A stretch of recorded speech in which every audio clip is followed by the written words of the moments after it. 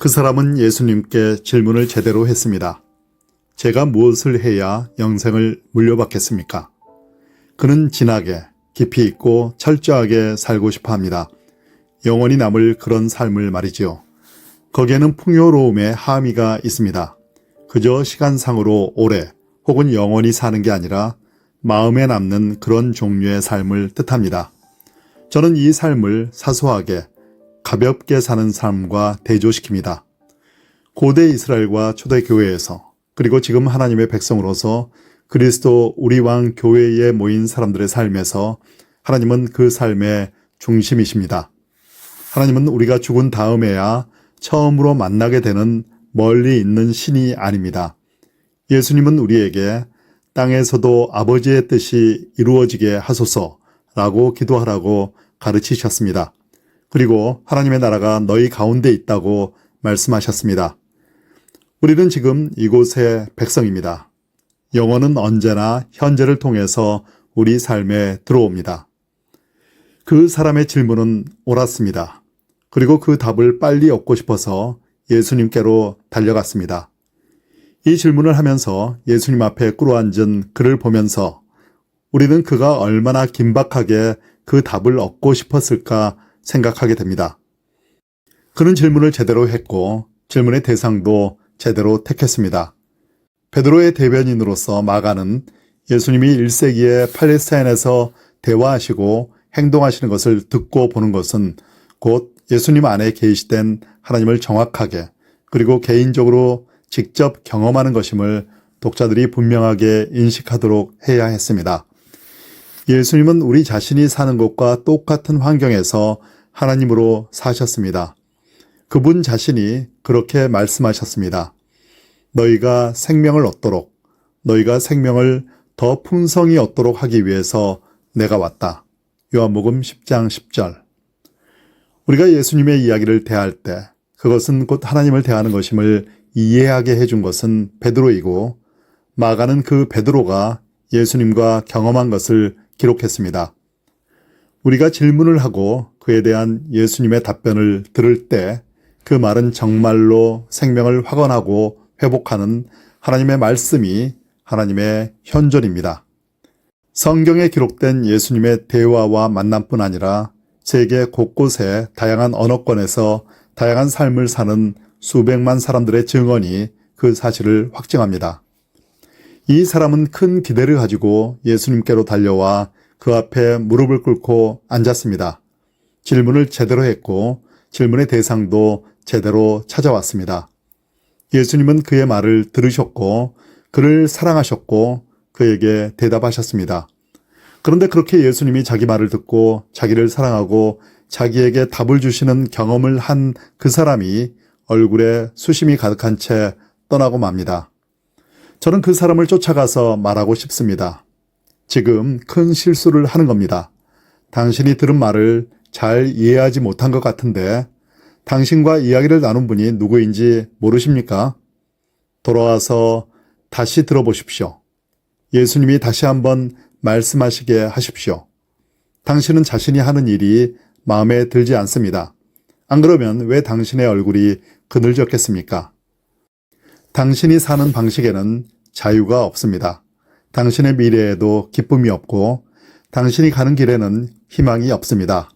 가지 마십시오. 이 사랑을 떠나지 마십시오. 하지만 그는 떠납니다. 오늘 아침 여기에 계신 분 중에 예수님의 사랑을 마주 대하고 예수님의 말씀을 듣고 그냥 떠나버릴 분들이 계신지 모르겠습니다. 이 대화는 기대에 찬 만남으로 시작되어서 실망스러운 떠남으로 끝을 맺습니다. 도대체 무슨 일이 일어난 것일까요? 이 사람은 잘 살아온 사람입니다. 도덕적으로 살았습니다. 돈도 잘 벌었습니다. 하지만 무언가가 만족스럽지 못했습니다. 그렇지 않다면 왜 예수님을 찾아봤겠습니까? 그는 흠 없는 도덕성과 오랜 세월 동안 누린 물질적 풍요에도 자신이 기대하는 것을 얻지 못했고 그래서 예수님께 도움을 청하러 온 것입니다. 그는 잘 살기 위해서 자신이 할 수 있는 일은 다 했습니다. 율법을 지키고 자신의 능력을 잘 사용했습니다. 내가 무엇을 놓친 것일까? 그는 생각했습니다. 제 생각에 그는 참 생명, 영원한 생명을 누린다고 하기에는 무언가가 부족하다는 느낌 때문에 진지한 고민에 빠졌던 것 같습니다. 무결한 도덕성은 사람에게 만족스러운 자아 이미지를 주지 않습니까? 물질적 축복은 하나님의 축복의 징표 아닙니까? 바른 일을 하고 좋은 것을 얻는다면 만족해야 하지 않습니까? 예수님이 그를 쳐다보시고 그를 사랑하십니다.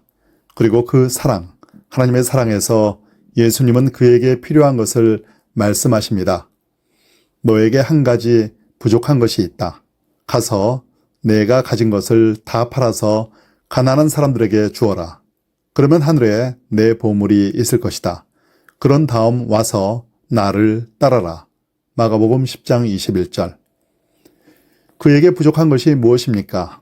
그는 자신의 존재와 자신이 가진 것을 누릴 자유가 부족했습니다. 자기 자신을 위해서 실천한 도덕성은 그를 경직되게 했습니다. 그는 악을 행하지 않는 것만 할 수 있을 뿐 선한 일을 하지는 못했습니다. 그의 물질적 소유가 쌓이고 넘쳐서 그를 작은 공간으로 몰아넣었고 거기에서 그는 즐기거나 자유롭게 쓸 여유를 가지지 못했습니다. 그래서 네가 가진 것을 다 팔아서 가난한 사람들에게 주라는 것입니다. 그러면 그의 목에 무겁게 매달린 맷돌 같은 소유물이 해결될 것입니다. 와서 나를 따르라. 그러면 강박적인 도덕의식의 문제가 해결될 것입니다. 물질도 도덕적 습관도 부인되지 않았습니다. 오히려 새로운 관계, 하나님과의 인격적인 관계 속으로 가져옴으로써 둘 다 유용하게 쓰이게 되었습니다. 예수님이 물질에 대해서 아무런 반감이 없으셨다는 것을 여러분이 이해해야 하기를 바랍니다. 기독교는 지구상에서 가장 물질적인 종교입니다.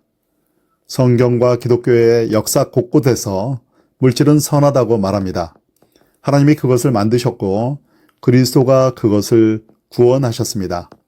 하나님은 나사렛 예수라는 인간의 몸으로 우리에게 오셨고 우리가 그 영광을 봅니다. 우리가 함께 하시는 하나님의 이야기에는 만지고 보고 듣고 맛보고 냄새를 맡는 일들이 나옵니다.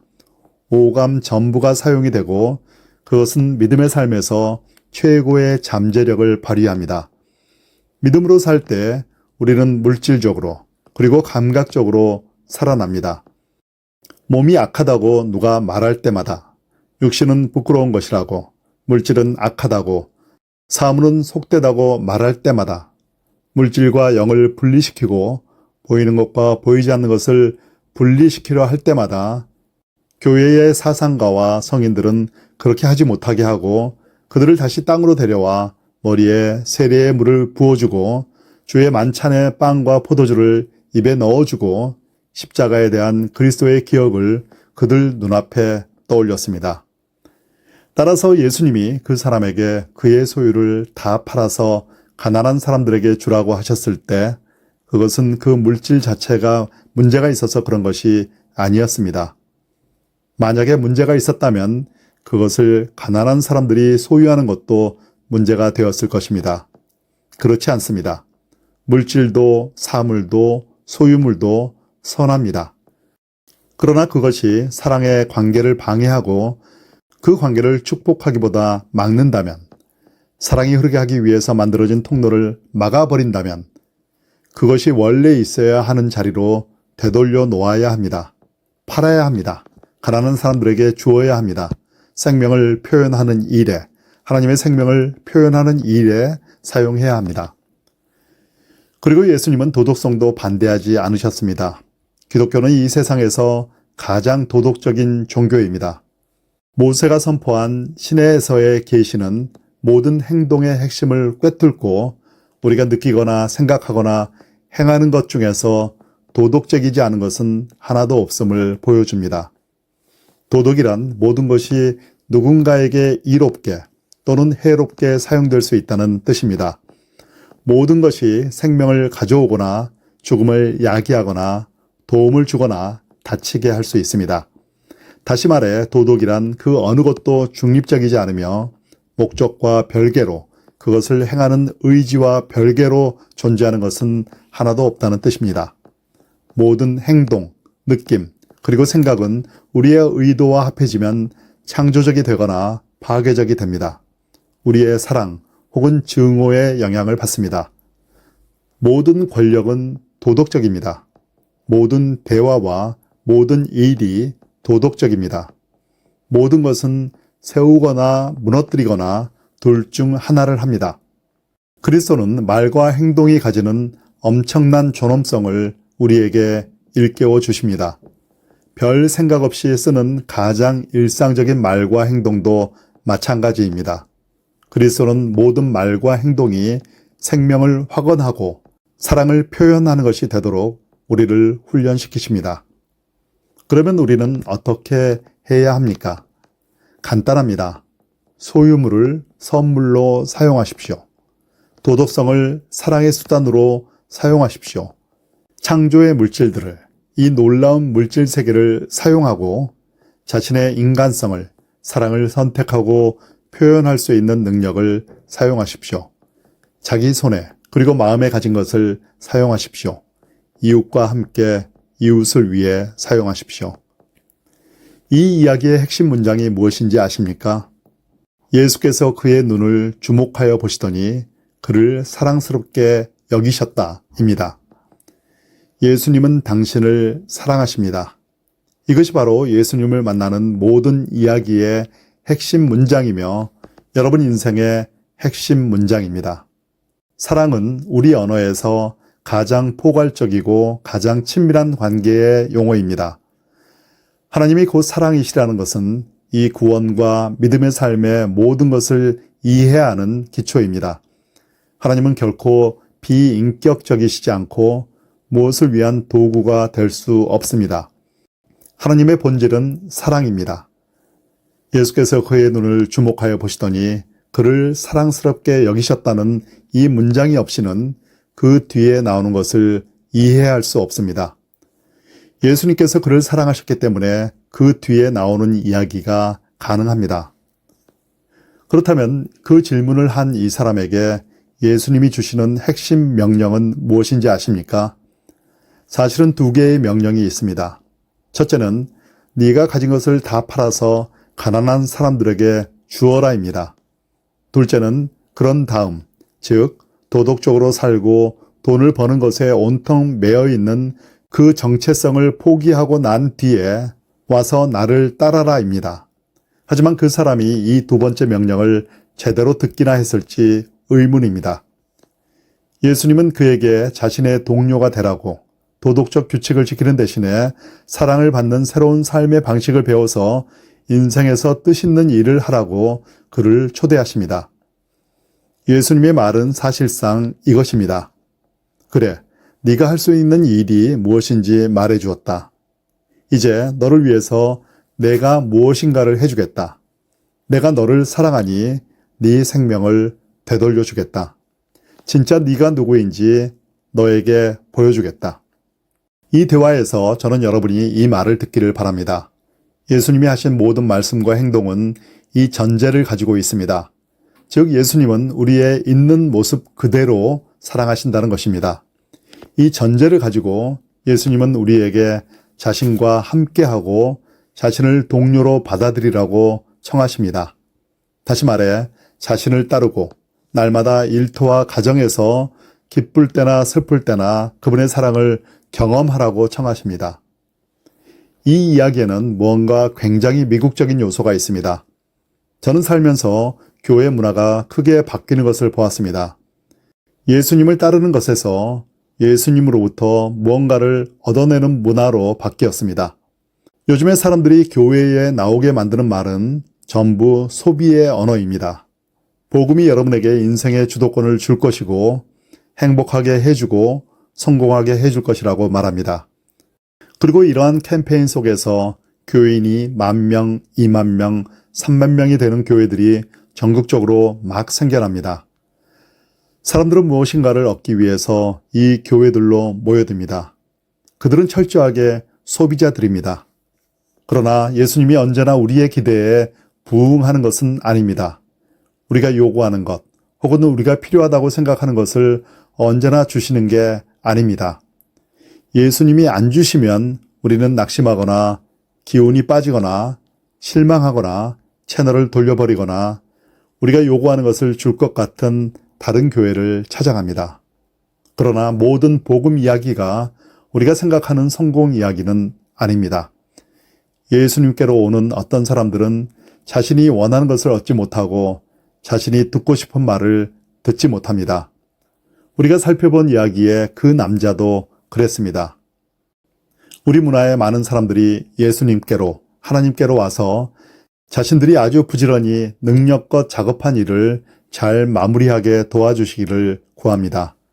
하나님을 임금도 적게 주는 파트타임 보조 직원으로 끌어들이되 주도권은 자신이 계속 가지기를 바랍니다.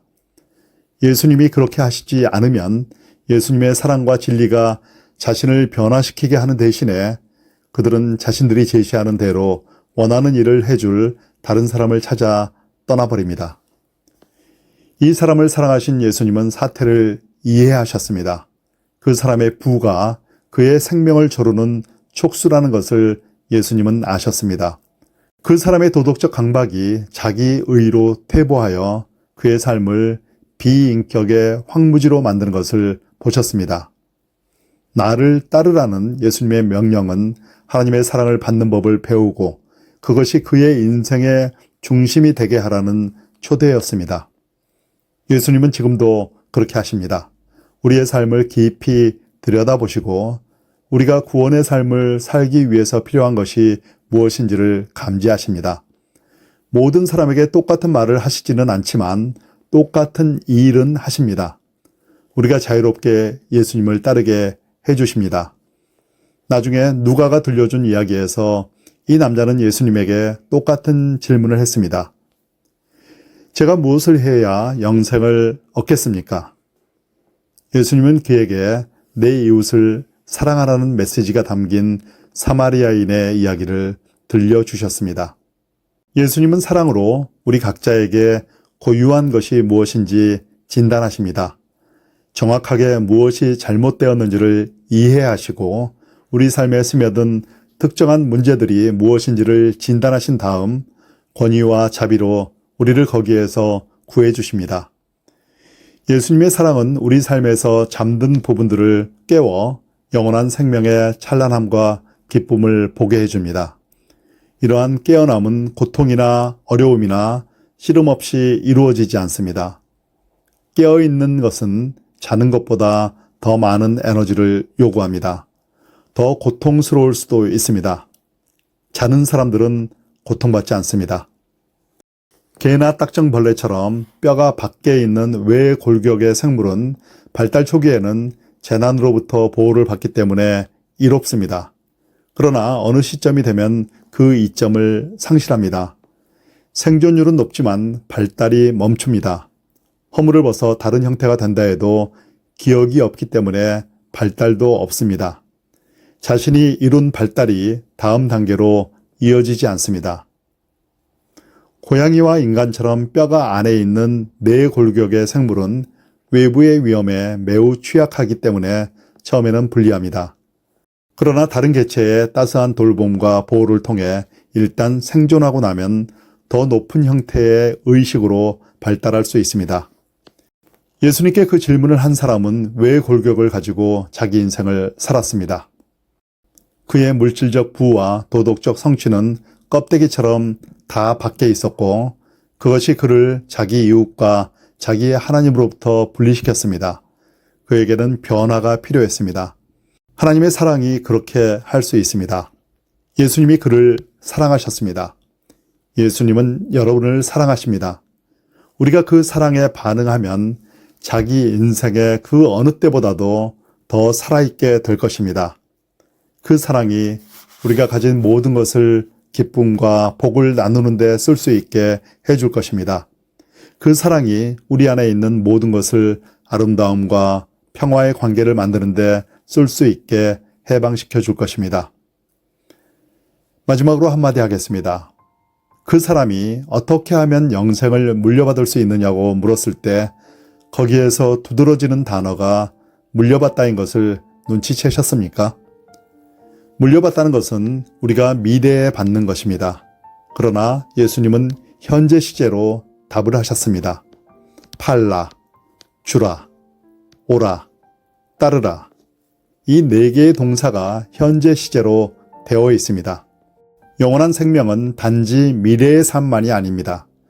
그것은 지금 시작되는 삶입니다. 저는 오래전부터 스페인 아빌라의 성 테레사의 말에 깊은 감명을 받았습니다. 지불은 이 생에서 시작된다. 그렇습니다. 그분으로부터의 지불은 지금의 삶, 지금의 생에서부터 시작됩니다. 지금 시작되는 삶입니다. 이제 지금 여기서 그분을 따르시겠습니까? 아멘.